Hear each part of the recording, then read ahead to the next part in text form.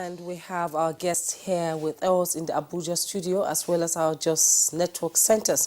First, I would like to welcome to Good Morning Nigeria a sport analyst, Abdurrahman Ibn Muhammad. He joins us from our Jos studio. Welcome to Good Morning Nigeria. Good morning, Jume. All right, Jume, of course, Abdurrahman was former general manager NTA Sports, and he was with us when we first had the conversation on AFCON. Right here with us in the Abuja studios, I would like to welcome two other guests, of course, who are familiar faces on the program. First, Jacob Oyekale. Oyekale, JJ, pleasure to have you with us on the program this morning. It's my pleasure. Also here with us in the studios today, last time we took him from outside the country via Skype, Mike Enahoro. Mike, it's a pleasure. Delighted to have you with us on the program. Thank you very much. Okay, so let's begin with Abdurrahman Ibn Muhammad in our Jos studios. Abdurrahman, give us a sense of what your assessment is of the just concluded Cup of Nations that took place in Egypt. Well, thank you very much. I'd like to take a look at this post-AFCON analysis from two perspectives. One, from what actually happened during play on the field of play, which is, of course, uppermost for most people, and, of course, from the point of view of what NTA was able to do in bringing the tournament to Nigerians. Let me start with the affairs on the field of play. I'd like to take a middle position.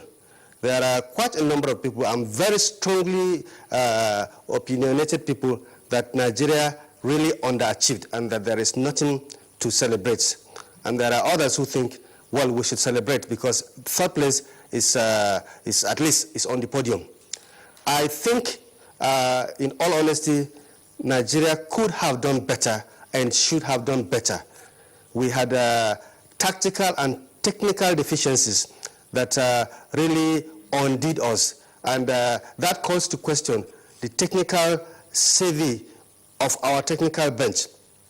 For instance, Riyad Mahrez is known by practically every soccer enthusiast. And therefore, for coaches, Riyad Mahrez is a very, very hot item to hold. At the point in time that we considered that free kick to Algeria in that semi-final, no coach worth his salt would have allowed that kind of thing to happen. The players should have known that at that point in time, at the 95th minute, we should not have allowed any ball coming into our 18. That is one. Two, the goalkeeping department of the team. What were they thinking of when they put forward Daniel Akpeyi as first choice, first in the pecking order? Obviously, the results did not bear that out. We have known, we have seen Uzoho, we have seen Ikechukwu, and the sentiment is that here, the one game that Uzoho was given, he gave a better account of himself than Akpeyi did. So again, this is another area of default. But above all, I think the tournament, a worthy winner did emerge. But I'm just looking at it from the point of view of Nigeria. Could we have done better? Should we have done better? Yes, we could have done better. Indeed, we should have done better. But things probably didn't work out. Maybe the fact that we played with some bit of trepidation at some point in time. The lowest point came when we lost to Madagascar. It's unheard of. And that exposed us. That gave us, you know, the picture that, yes, are we really prepared for this? But to cut it short so that others can also be in a position to contribute, I think the matches against South Africa and Cameroon showed where we should have been. We lacked the consistency to play like we played in those games. That is what brought us to where we are. But to celebrate a third place 8 times, in fact, the joke around some circles of sport is that, well, Nigeria is the top prize winner as far as bronze medals is concerned. Not in Africa. It should be our birthright to claim the Africa Cup of Nations almost for the asking. But I think we need some bit of thinking to do.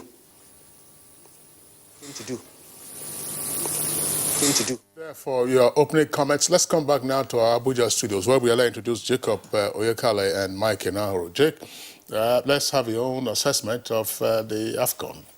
Well, looking at the AFCON, just as we said before the tournament, that it was an expanded edition where we have 24 teams, and we try to look at the performance of Nigeria before now, and from 1976, it has been that has been the beginning of the achievement of the Nigerian team, and mostly they have come home with bronze, which at a point in time, it was branded the Golden Bronze in 2004. And going into this tournament, with the caliber of players we have paraded, and the coach have stayed over 2 years, which has given him enough time to have studied the team and to have known how a team should work. So, as Nigerians, expecting too much is not too much for Nigerians. By and large, going into the tournament proper, playing our first match, Nigeria placed on FIFA ranking 45, playing against Burundi 134. The performance left a lot to be desired of, and that was just to give us the glimpse of what we are to see in the tournament, because Nigeria deserves better performances. Yes, on assessment, statistically, the team played 7 matches. They won 5 and drew and lost 2. Out of the 5 they won, maybe we can really look at it this way, that most of the matches they won are scrappy wins, very scrappy, and most of them are far below Nigerian in ranking. As a matter of fact, the only team Nigeria played that is above Nigeria in ranking was the team they played at the 3rd place match, that is Tunisia. Now, taking an wholesome look at our performances, technically and tactically, we never showed superiority to any of the teams we played. The coach had the same approach when he's playing Algeria and when he was playing Burundi. And it is unfair to we Nigerians when you are playing a team as low as either Burundi or Madagascar. You are playing you have almost a defensive approach to play them, which means, it doesn't give you that superiority to attack them. That aura and that fear factor will no longer be there. That cost us against Madagascar.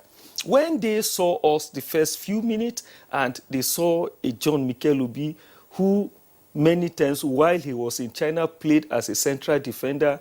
John Ogu is a very slow and he's a defensive midfielder. And already the 4 players we paraded at the back as naturally central defenders. Awazim and Olaine are central defenders, meaning that you are playing almost 6-7 players on the defensive side and you want to score goals. It's not possible. And that affected us all through the tournament. Yes, there are some places that we should commend the team, but you realize that there is always this gap between the midfield and the attack. And that occasion for our inability to score goals.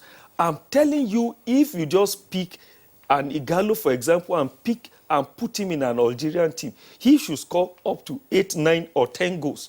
Because the Algerian team have this synergy, the way they play close to each other, and that was why they had a lot of goals. But we could not get a lot of goals because our midfield played very far from the attack. And even technically, you realize if you take a close look at how Algeria played Nigeria and how Algeria played Senegal, you see respect in the way they played Senegal.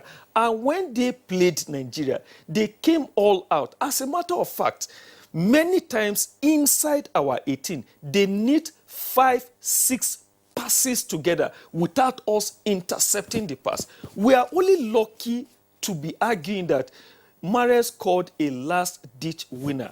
But before that, Algeria had almost 4-5 one-on-one chances that was missed. In fact, 2 of them were collected from our central defender, Kenneth Omero. I mean, the team was, the synergy in the team left a lot to be desired of. Thank you so much. Let's bring Mike and Naoro into the conversation. Let's have your postmortem view of the AFCON 2019. Good morning, Nigeria. I think the gentlemen both have given a proper summary. The performances were below par, strictly. For a long time, we've had time, we've had personnel, and it comes to the point where a couple of my friends and I have termed it the granddaddy complex of Gennaro Rowe. It's like having a child go visit your grandfather and you're allowed to play within the compound and the confines of a box. He's very scared as a coach. He has no enterprise to attack. His playing career was as a central defender, and his professional antecedent is the same. When you have, for the first time, we've assembled the right age of players. They are young. They are in the height of their careers. They are enterprising. They are fearless.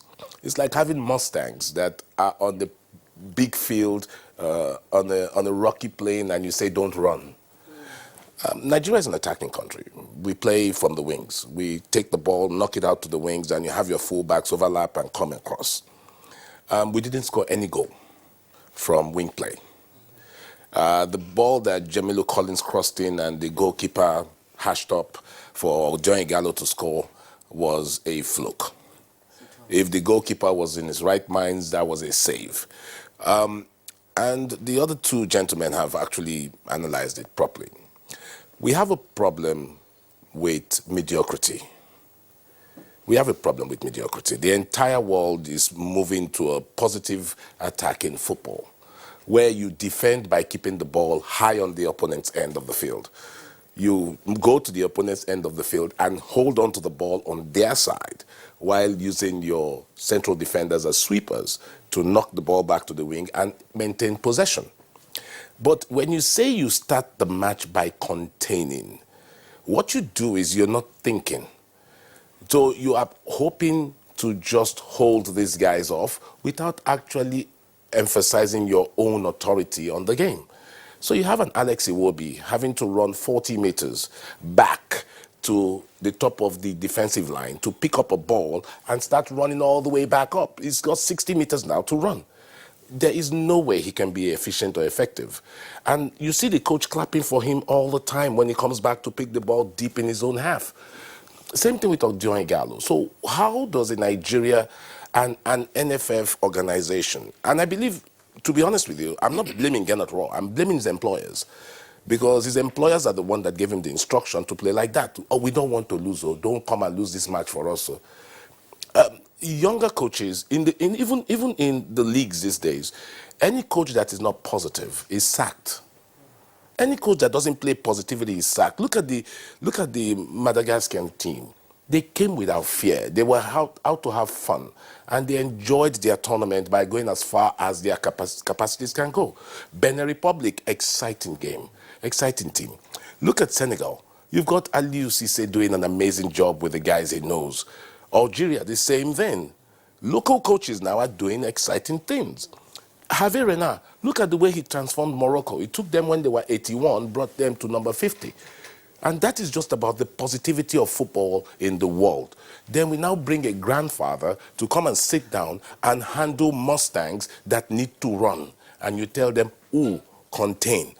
His employers should be looking at this, and I'm hearing the NFF president saying, oh, we're sticking with this man.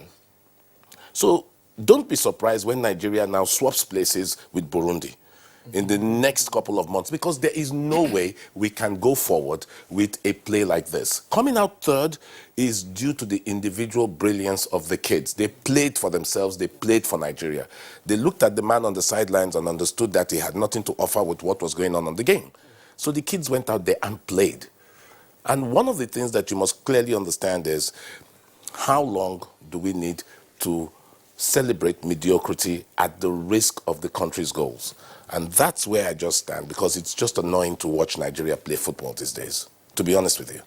Yeah, Mike, thank you very much. Let's return to Abdurrahman Ibn Mohammed at our Just Network Center. Abdurrahman, of course, the issue of the performance of the Super Eagles is one that is still being, but there appears to be a lot of blame being heaped on the coaching crew, in particular, the chief coach or the lead coach or team manager, Gerard Raw. And some persons have been saying, look, go to Tanzania, go to Egypt, and find out what happened to those coaches. Our own Emmanuel Amunike took Tanzania to the Cup of Nations for the first time in several decades, but he got the axe.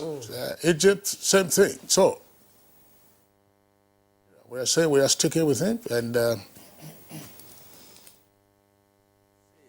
just a few moments ago, the onus now lies on the employers of Gennard Raw. On what basis is Gennard Raw being considered to even go for a refresher course? At whose costs? What is the evidence that is leading to that? We have the pedigree of providing exciting attacking play. That's what Nigerian teams have.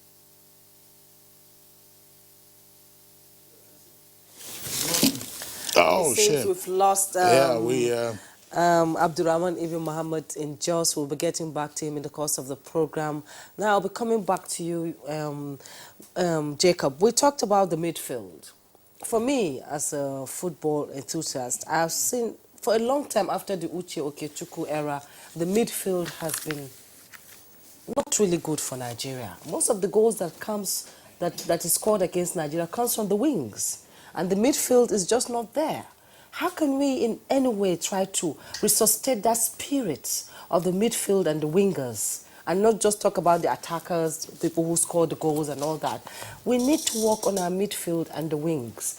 How do we go about that? Okay, you see, over time, football has gone through what I call evolution. And in those days, in the dark era, it just depends on the sheer skills of individual players. Then you talk about the Peles, the Puskas, the Sibio, the Bekumba and co. But later, tactics and techniques came into football. But this era, football has even gone scientific. Dynamic now. Very, very dynamic. So when you even talk about midfield or attacking play, it depends on how a coach has organized his team. At times, you don't even know who plays where. For example, the champions of the UEFA Champions League, regardless of who plays their midfield, that's Liverpool, you realize that you don't know who is playing where. You understand? Because in as much as they have that defensive instinct, all of them have attacking instinct as well. But you see, what we have in Nigeria, Etebo and Ndidi, they are very, very good markers of the ball. But it stops there just in front of the defense. So when we played Cameroon, the coach, Seedorf and Kluivert have studied us. Why not move to the side and come back to the middle? And they realize that our central defenders, they tend to lost ideas when they come and catch them from the side. So by and large, what we need to do is to get abreast with the modern techniques and approach our game with seriousness, in the sense that if you are playing a certain system, let's say it's a 3-5-2 formation, 4-4-2 formation, regardless of the system, the players must be aware of what they are to do. It saddens me when you play, for example, our team later played a formation you call 4-2-1-3 formation. 4-2-1-3 formation. That is what they played. And at the end of the day, you realize that it was hard for them to gel. Later, it became 4-2-3-1. 4-2-3-1 formation. And at the end of the day, the 4-2-3-1 formation became 4-2. Then only Iwobi and the wingers are left stranded and starved of the ball. Igalo will now be isolated in the front. And we expect the coach to react. Yeah, well, Jacob, the algebra you're sketching, all these 4-2-3-1, 4-2-4, 4-3-4, 4-3-3, it will come out on the field of play when you see the fluidity of your team and their finishing. Mike, Yes. look, it's talking about the technicality involved, in soccer management, right on the pitch, and the fact that you have to have thinking heads before you go into battle on the pitch, and while you're on the battle, the instructions you give. Is our bench sufficiently resourced? No, I would tell you, take a Germany, take any reel of any old football matches. Watch a German team from 1950, 1970, 1980, 2000, 2019. Same style. Same style. Little adjustments. It's called the German style. German machine. Take any Brazilian team. Start from 1940. Come to 2019. Same style. Take England. They will run at you. Goalkeeper gets the ball, thump it up. You will get the guy knocking it back. Everybody will play same style. Go to Egypt. Knock the ball, hold it in the midfield. You touch me, I fall. But when I fall here, 4 guys have moved left because I'm going to knock it left and go up. Same style. South Africa. They play the Amakosi style playing. Ta-ta-ta-ta-ta-ta-ta. One guy runs over, knock it behind the defense. Same style. Nigeria, we play according to the coach. When Samson Siasia, and I will keep saying this, when Samson Siasia had the team, he reinforced it through Yemi Tella, same with Musa Mohammed in the under 20s, came up to Austin in the 23s, then Samson was up there. We had a style of play.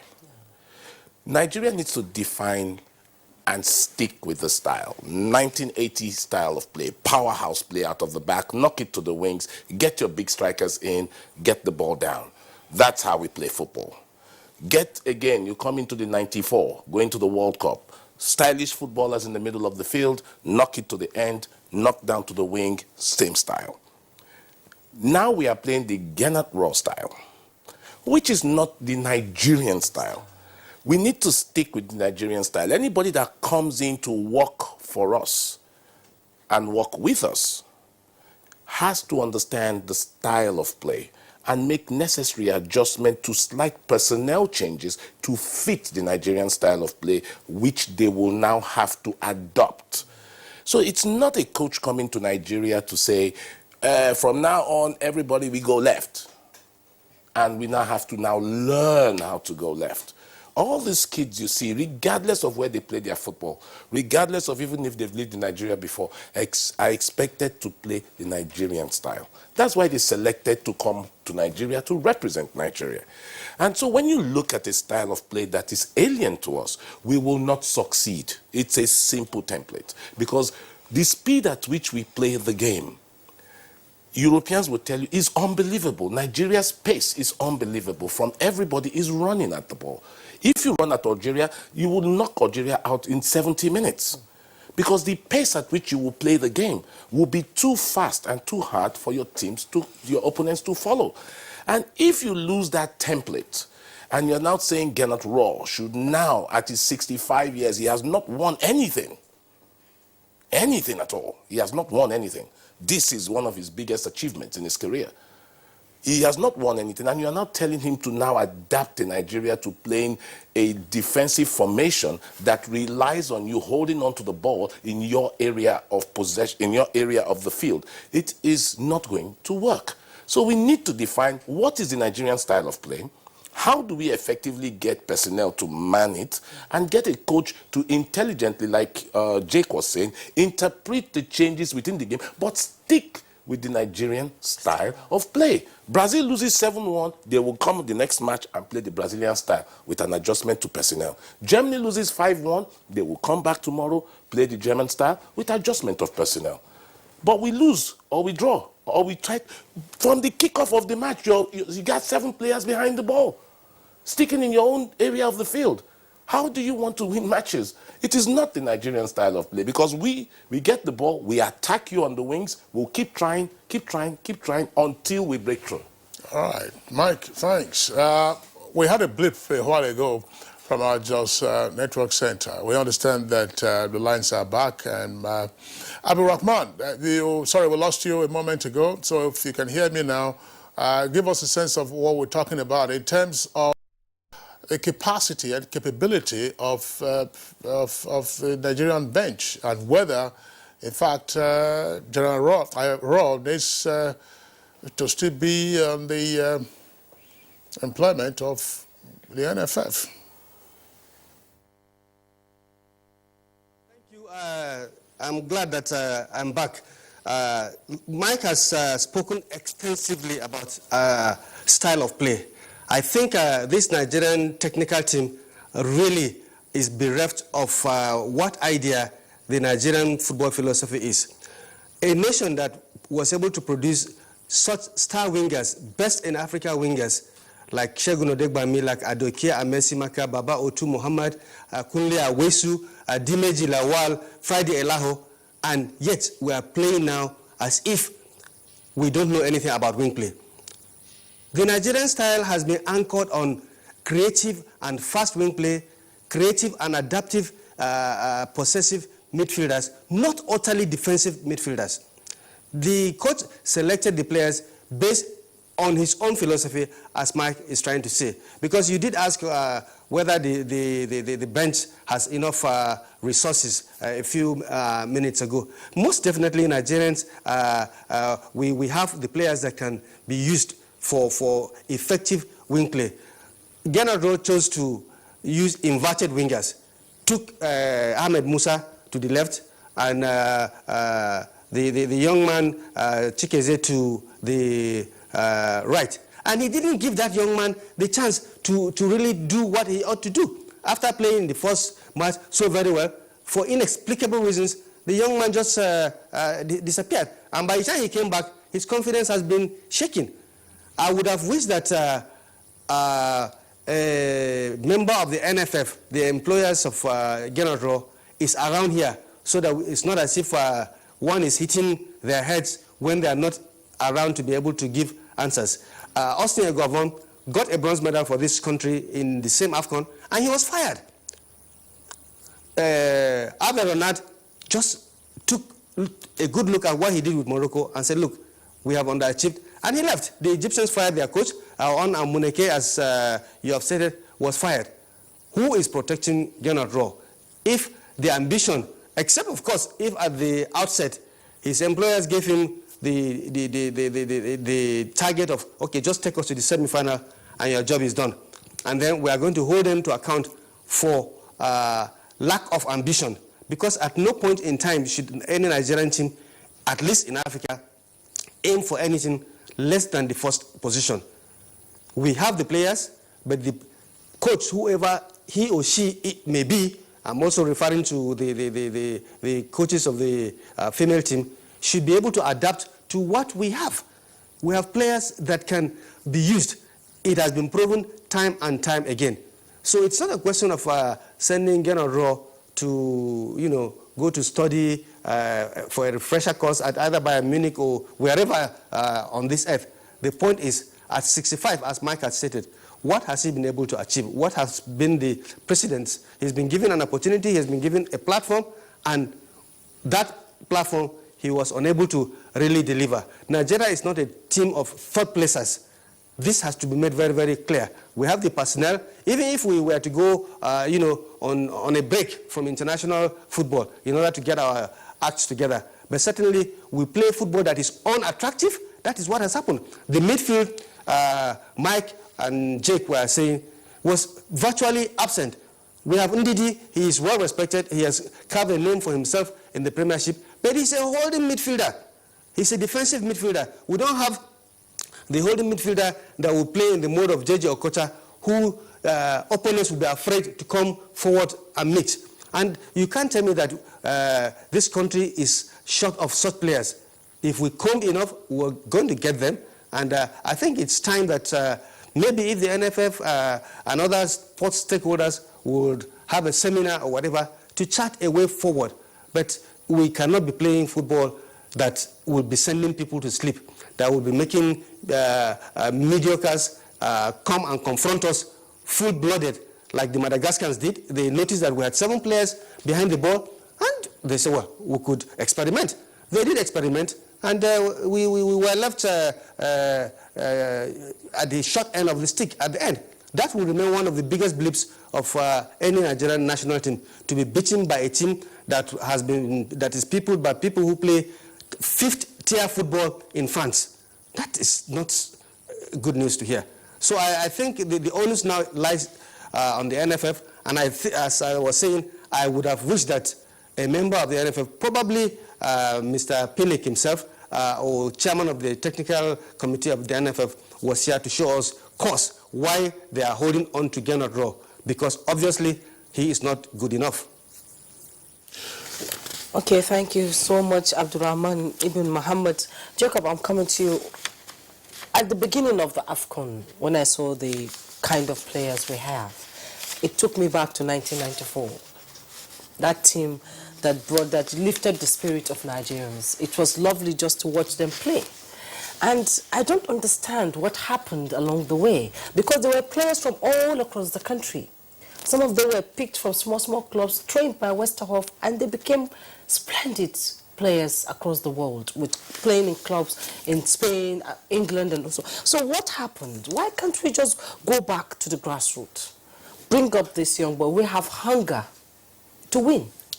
That was the team of 1994. They had the hunger, the control, the finesse to win all these games. So how can we go back to that? You know, go to the grassroots. All these academies, we have academies all over with young boys coming up in academies, passing out. So how can we go back there and pick up players, train them? Maybe in the next 5 years or 6 years, we see something different. I think in Nigeria, we find ourselves in an unimaginable lake of abundance. But the water recedes our mouth each time we want to drink of it. That is just because the structure is not there. We have a very wrong sporting structure in this country. Until we have the structure right, things will not be right. You ask yourself, what used to happen in the 70s, 80s and 90s, you don't have it again now. And it covers all facets of our life in Nigeria, right from the primary school to the university level. These days, how many primary schools have playing pitches?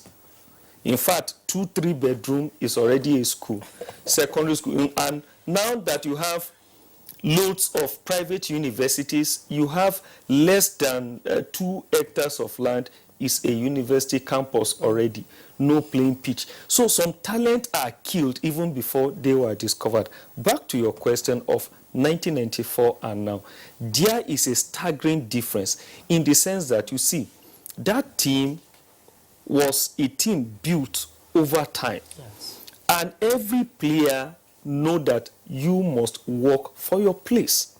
For example, who are the 3 goalkeepers? Then you have a Peter Rufai, the Rock, who is well experienced from, in fact, he would have made the 1980 World Cup. It was one of the Nations Cup, rather. It was one of the youngest. But because of Okala and Ogedengbe, he could not really make it. And from 1982, he was there. 84, he was there. And they won a silver medal. And over time, he left and he came back. You have an Aloysius Agu, who was in 1990 Nations Cup that won a silver medal. Then you have a Wilfred Agbonibare that later came and benched Ikeshoromu, became the 3rd goalkeeper. And from the defensive line, you see those you call men. When you talk about men, you talk about men. The Stephen Keshis. I'm sure when you are spelling that men, it will be. Yeah, there will be an H. You say man with an N. Jake. So you have men in that team, not those who come and you shake them, because those who are drinking conflicts now. Like an analyst will tell you when you see an Okocha in the field, you see an Olise. An Olise has, in his days, does the work of what 3 midfielders are doing now. And a single Okocha is equal to about 6 players. He's able to dictate the pace of the game and tell you the direction of the game.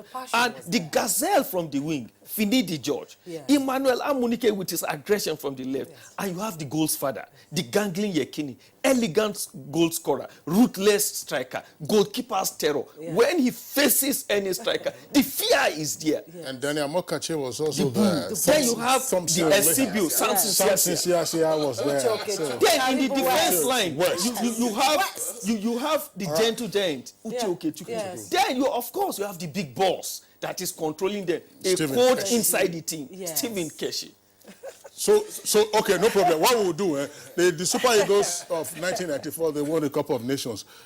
Can they lend gold at the Olympics? Can they lend the medal to the 2019 team? Mike, very quickly. Just to go ahead, come to 2013. Same principle. Look at the two teams play. Now, one of the things that's missing that Madam asked you was all these people you mentioned had a life. We knew them as local heroes here. They had played and understood what it means to go to Calabar on a Wednesday and be in Enugu on a Saturday match. They had lived in here. They have understood it. Our national team coach is not resident in Nigeria. How do you now understand how a guy who is playing for Heartland vis-a-vis Rangers has fared over 3 weeks when the league is on? How do you understand that these are Nigerians that principally your nucleus of your team is supposed to be built around these people, not the guys who live in England or the other guys? It's the aberration that some of us are looking for a quick path to success and we go and get these kids to form the nucleus of the national team that have not lived in Nigeria. Your nucleus of your national team must live in the country and carry the aspirations of the people. And that is how we started with the John Chidozes, Tunji Banjos joining. John Orlando's and Okwarajis now joining this nucleus to expand the style and you play. Right, so Mike. That's just the difference. Yeah, Mike and gentlemen, we have a number of tweets that have come in, torrents, of course, by the way, and they are addressing the issues that you have also raised, buttressing what you have raised and all of that. We'd like to thank them. Seidu Mohammed, Mike Ayankwo, Law Al-Fasi, Festus Akimboyewa, Amaka Shalom, Dele Jack Solomon, Omagbola Humbabs, Chibuike, Dimpa, Ibrahim Modu Aji, Mose, that's Malam Musa. And this one here, I want to take this one very briefly. From Chibuike Dimpa. I don't know whether there's some superstition in this because sometimes it comes around. Chibuike Dimpa, our color is green, white, green. According to my research, let's see. Our color is green, white, green, according to my research. There's no need for any research. Our color is green, white, green. NFF must stop adding unknown colors to our jersey. They say it's bad luck. Yeah, because whenever another color is added to our jersey, the Super Eagles do not reach the final in that tournament. Never. Abdurrahman, in Jos, yes or no? On the final note.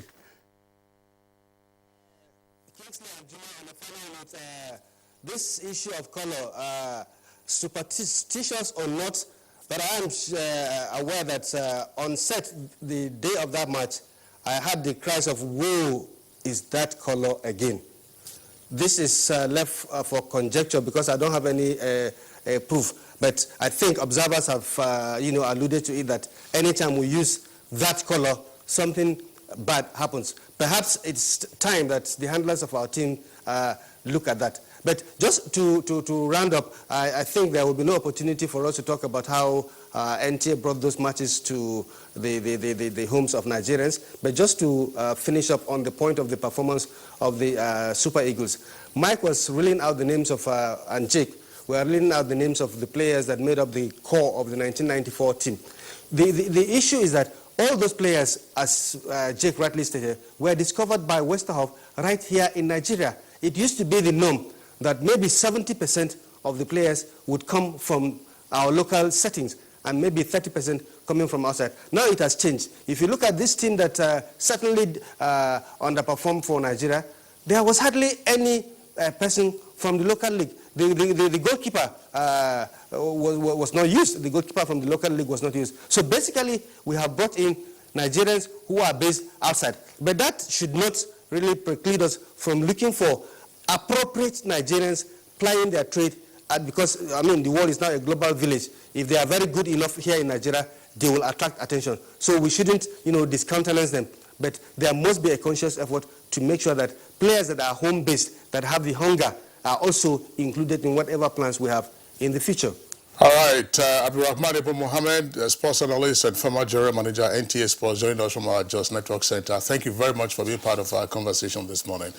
And right here in the Abuja studios, two of our regular analysts, Jacob Oyekale, thank you for being around. Thank you. And Mike Edahoro, thank you for being around. Thank you. And for our viewers, of course, we'd like to thank you for still staying tuned to Good Morning Nigeria. And for those who are superstitious, go and check out the Nigerian jersey in 1994 and see how wow it was. Yeah. And how marvelous those Eagles performed. We'll take a short break now. That jersey should be rested. It should be rested, Yes. I believe so, yeah.